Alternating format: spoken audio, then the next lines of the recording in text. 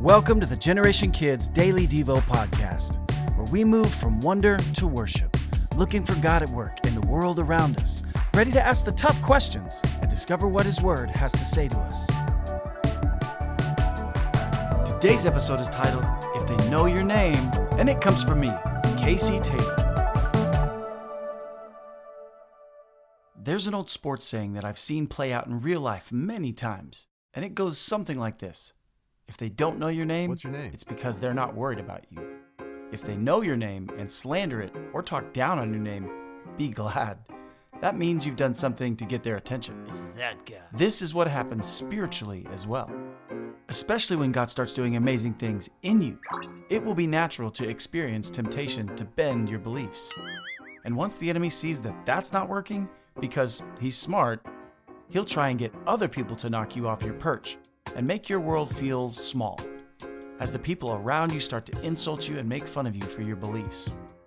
We talked yesterday about what persecution was and how people will try to push you and test your beliefs, or outright insult you for holding the beliefs that you do, and that if you stand firm and remain strong, then you show the world that you are indeed a child of God. There is evidence to the world of what's going on within you. Today's passage actually says that not only shouldn't we get down about the enemy's attacks, but that we should see it as a sign that God is at work within us and rejoice to celebrate. Blessed are you when others revile you and persecute you, and utter all kinds of evil against you falsely on my account. Rejoice and be glad, for your reward is great in heaven, for so they persecuted the prophets who were before you. Matthew 5:11-12. Now it might seem strange to think about celebrating others' insults of you, but that's not exactly what this verse means. It is trying to shift your eyes above your circumstance on the ground level and to understand what is happening spiritually. To consider the reality that you've made it onto the enemy's radar, just like those prophets and disciples we read so much about in the Bible and whose words we study. They saw God at work in their lives, and then they experienced those around them turn on them and say things about them to discredit God's work within them. They would say things about them being possessed or empowered by demons, or that they were drunk or crazy, because for those who weren't on their sides, it was seen as a threat that there was power outside of human will to make things actually happen.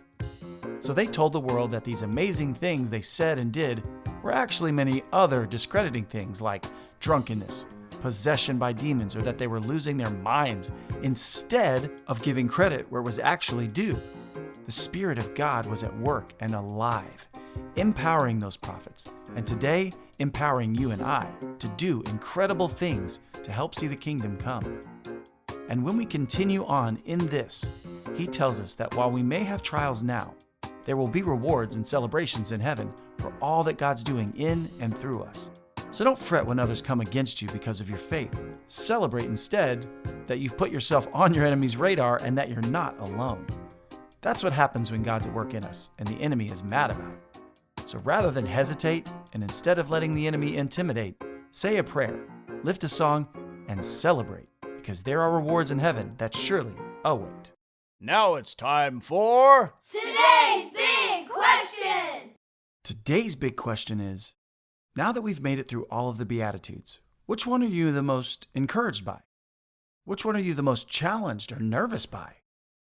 Anytime we feel that rush of excitement by God's Word, or when we get nervous about what it says, that's always a great indicator that prayer could be a great next step.